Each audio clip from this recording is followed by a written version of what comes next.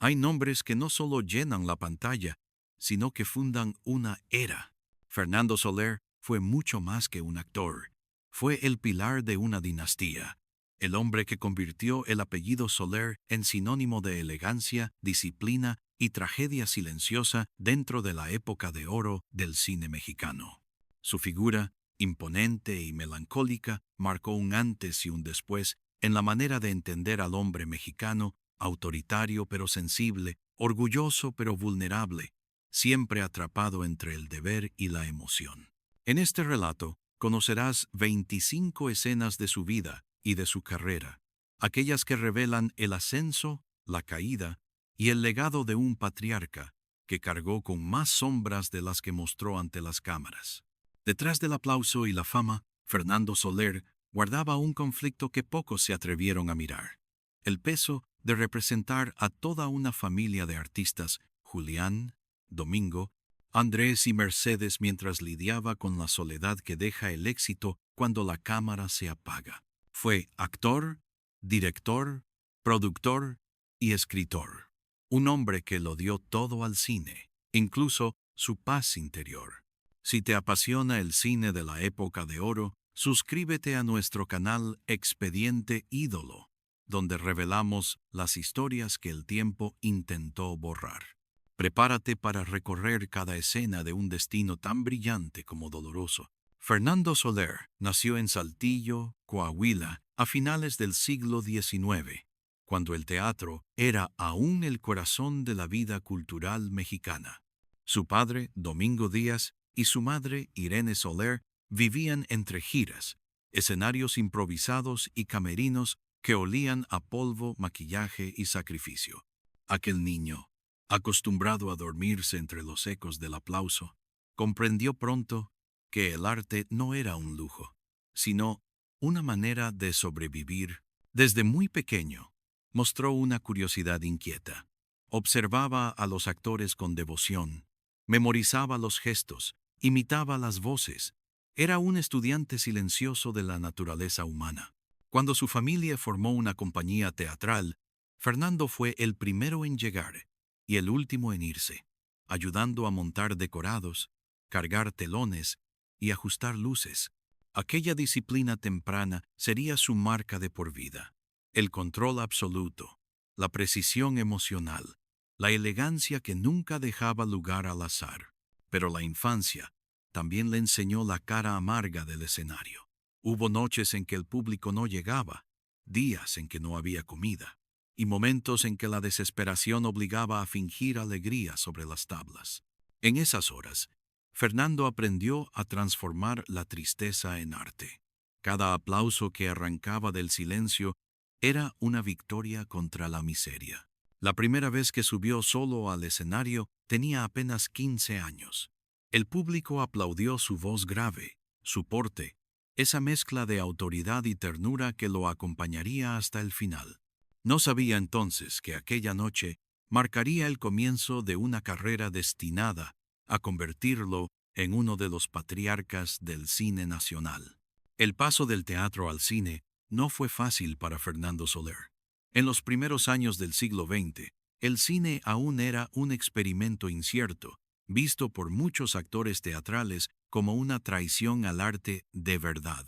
Pero él, con su instinto visionario, entendió que la cámara podía capturar lo que el escenario no alcanzaba: los silencios, las miradas, las grietas del alma. Su debut cinematográfico llegó en los años 30, cuando México empezaba a soñar con tener una industria fílmica propia. En un principio, actuó por necesidad económica más que por deseo artístico. Sin embargo, muy pronto descubrió que el lente lo amaba. Cada gesto suyo parecía tener un peso, cada palabra una intención. No era el típico galán, pero tenía algo más poderoso: presencia. Cuando Fernando Soler entraba en escena, el aire cambiaba. Durante esos años, también se forjó el mito familiar. Los hermanos Soler, Julián, Andrés, Domingo y Mercedes comenzaron a conquistar el público con su talento. Pero dentro de aquella hermandad brillante se escondían tensiones silenciosas. El éxito compartido no siempre era armonía, a veces era competencia. Fernando, el mayor y más exigente, se sentía responsable de mantener la dignidad del apellido. Sin embargo, en la intimidad, temía que el mismo peso que sostenía su familia acabara por aplastarlo. En películas como La mujer del puerto y México de mis recuerdos, su actuación ya mostraba ese dominio que solo los grandes poseen. Podía pasar del sarcasmo al dolor sin perder la naturalidad. Detrás de su elegancia había un fuego que no apagaba, ni el aplauso ni la crítica. Se decía que en los rodajes nadie se atrevía a corregirlo. Su sola mirada imponía respeto. Pero también había un rumor que lo perseguía, que bajo su perfeccionismo vivía un hombre atormentado, incapaz de perdonarse los errores que otros ni siquiera notaban. Esa dualidad del actor implacable y el ser humano vulnerable fue la semilla de su grandeza. Fernando Soler no solo interpretaba personajes, los encarnaba, los sufría, los disolvía en sí mismo, hasta olvidar dónde terminaba la ficción y comenzaba su propia soledad. Los años 40 fueron el reino dorado de Fernando Soler. México vivía su época de oro, y él era su rostro más sólido, el hombre que podía interpretar al patriarca, al empresario, al padre autoritario o al marido herido con la misma verdad. No había papel que no pudiera habitar. Su voz grave, su porte impecable y esa mirada que parecía contener siglos de orgullo lo convirtieron en símbolo de respeto y poder. En Cuando los hijos se van, interpretó al padre que, entre lágrimas y orgullo, aprende a soltar. En La oveja negra, compartió escena con Pedro Infante, y juntos formaron uno de los dúos más recordados de la historia del cine mexicano. El público lo admiraba, los críticos lo veneraban. Pero en la intimidad, Fernando sentía un vacío que ningún premio lograba llenar. Había entregado tanto de sí mismo al cine que poco a poco comenzó a perder el sentido de su propia vida fuera de los reflectores. Su perfeccionismo era casi una religión.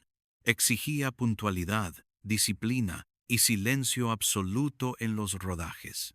Algunos colegas lo temían, otros lo amaban, todos lo respetaban. Pero esa búsqueda de la perfección escondía un miedo profundo, el temor de envejecer, de quedar atrás, de ver cómo las nuevas generaciones lo desplazaban. Era el precio de haber sido un gigante. Cada paso posterior parecía una caída. En esos años de gloria también se revelaron las grietas de su carácter. Tenía fama de severo, incluso con su propia familia. Con Mercedes, la única mujer Soler, compartía una relación de ternura y rivalidad. Con Andrés, su hermano menor, una amistad que se volvió distancia. Las fiestas familiares se llenaban de silencios más densos que los aplausos de los estrenos. El patriarca, sin proponérselo, había creado un reino donde todos brillaban, pero nadie se atrevía a contradecirlo. Aún así, en la pantalla seguía siendo majestuoso. Su figura de padre mexicano ideal, mezcla de dureza y ternura, reflejaba la imagen de una nación que intentaba encontrar su identidad tras la revolución. Fernando Soler era, sin saberlo, el espejo moral de un país entero. Pero cuando el espejo se apaga, el reflejo también se desmorona. Con el paso de los años, el brillo del patriarca comenzó a tornarse en melancolía. El mismo cine que lo consagró empezó a transformarse, y con él, el público. La llegada de nuevas figuras y directores jóvenes lo empujó a una esquina incómoda, la de quien fue indispensable, pero ya no necesario. Fernando Soler, acostumbrado a dictar órdenes en los estudios, tuvo que aprender a escuchar un silencio distinto, más cruel que el olvido, el silencio del tiempo. Los rumores empezaron a multiplicarse. Algunos hablaban de su carácter incontrolable, otros de amores imposibles, con actrices mucho más jóvenes. Dicen que uno de esos romances terminó con una traición que lo marcó para siempre. Nunca se supo si aquella mujer lo abandonó por conveniencia o por miedo, pero desde entonces algo se apagó en su mirada. En las fotos de los últimos años, su sonrisa parece forzada, como si el hombre que interpretó a tantos padres ejemplares se sintiera ahora huérfano de sí mismo. También se decía que tenía visiones extrañas, presagios que lo perseguían. En una entrevista de mediados de los 50, confesó entre risas: «Yo ya filmé mi muerte en tantas películas, que un día voy a confundir el rodaje con la vida». Fue una broma amarga, pero quienes lo conocían aseguran que creía de verdad que el destino le enviaba señales. En una de sus últimas películas, su personaje moría solo, sentado frente a un espejo roto. Al ver la escena terminada, Fernando se quedó callado. Dicen que susurró: «Así va a ser». Las tensiones familiares tampoco ayudaban. Los Soler seguían siendo una dinastía respetada, pero las diferencias artísticas y los egos chocaban en privado. Fernando el Patriarca se refugiaba en la dirección y la escritura, intentando mantener viva la llama de una época que se extinguía frente a sus ojos. El mundo del cine cambiaba, él no. En los pasillos de los estudios, algunos técnicos recordaban cómo caminaba solo entre los decorados vacíos, tocando las paredes como si fueran viejos amigos. Había pasado de ser el centro del universo a ser su propio fantasma. La fama lo había elevado, pero el orgullo lo dejó atrapado en un pedestal del que ya no podía bajar. La última etapa de la vida de Fernando Soler fue un largo crepúsculo. Los estudios que alguna vez se llenaban de luces ahora lo recibían con una mezcla de respeto y nostalgia. Ya no era el protagonista de las grandes producciones, pero cada aparición suya era un acontecimiento. Bastaba su nombre en los créditos para atraer a un público fiel, que lo consideraba una leyenda viva. Sin embargo, detrás de ese respeto había un vacío que ni el aplauso ni la memoria podían llenar. Su salud empezó a deteriorarse poco a poco. Las jornadas de trabajo se acortaron, las escenas debían repetirse menos y sus manos temblaban al sostener el guión. Pero lo más doloroso no fue la fragilidad física, sino el silencio emocional. Fernando, el hombre que había enseñado a todo un país a amar el cine, se descubrió temiendo a la muerte no por el final, sino por el olvido. En los últimos años se refugió en su casa, rodeado de fotografías, guiones amarillentos y cartas que nunca contestó. Recibía pocas visitas, salvo algunos familiares y amigos de antaño que aún lo trataban con esa mezcla de cariño y reverencia que se reserva a los mitos. En una de esas tardes, su hermano Andrés le llevó una copia restaurada de La Oveja Negra. Al terminar la proyección, Fernando se quedó mirando la pantalla vacía y murmuró: «Ahí sigo, ¿ves? Aunque ya no esté». El final llegó sin estridencias. Fue una noche tranquila, de esas en que la ciudad parece detenerse. Fernando Soler partió dejando tras de sí más de un centenar de películas y una dinastía artística que aún define el rostro del cine mexicano. En su funeral, actores, críticos y desconocidos se reunieron frente a su féretro para despedir al patriarca. Nadie habló en voz alta, pero todos comprendieron que con él se cerraba una era. Aún después de su muerte, su imagen continuó habitando las pantallas. En cada padre severo, en cada mirada contenida, hay un eco de Fernando Soler. Su legado no fue solo el de un actor, sino el de un hombre que encarnó la dignidad, la autoridad y la tragedia de un país entero. Hablar de Fernando Soler es hablar de la columna vertebral del cine mexicano. Su vida fue un retrato de las contradicciones humanas, el éxito y la soledad, la gloria y el desgaste, la luz del escenario y la oscuridad del camerino. No solo interpretó personajes, Los habitó con tanta intensidad que, al final, fue difícil distinguir al actor del hombre. En él convivían el genio y la culpa, el amor al arte y la imposibilidad de vivir fuera de él. Su rostro quedó grabado en la memoria colectiva como el del Padre Eterno, firme, imponente, pero al mismo tiempo herido por las pérdidas que nunca confesó.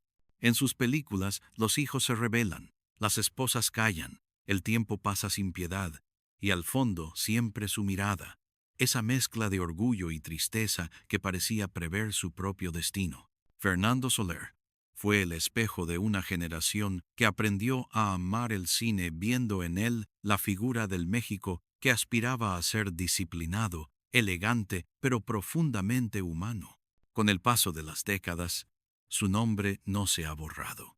Cada vez que una película en blanco y negro reaparece en televisión, su voz resuena como si el tiempo se rindiera ante su presencia. Su legado vive en las escuelas de actuación, en los directores que aún citan sus gestos, y en el público que, sin saberlo, sigue aplaudiendo su sombra. En el panteón del cine, pocos nombres tienen tanto peso como el suyo. Fernando Soler no fue solo el patriarca de una familia, sino el padre simbólico de toda una industria. Su talento cimentó los valores del arte mexicano, el respeto al oficio, la pasión sin concesiones y la entrega total al público. Hay destinos que no terminan con la muerte. El de Fernando Soler es uno de ellos. Porque mientras existan películas que conmuevan, su figura seguirá viva, esperando el próximo aplauso que atraviese generaciones. ¿Cuál de estas escenas te sorprendió más? Déjalo en los comentarios. Y no olvides suscribirte a Expediente Ídolo.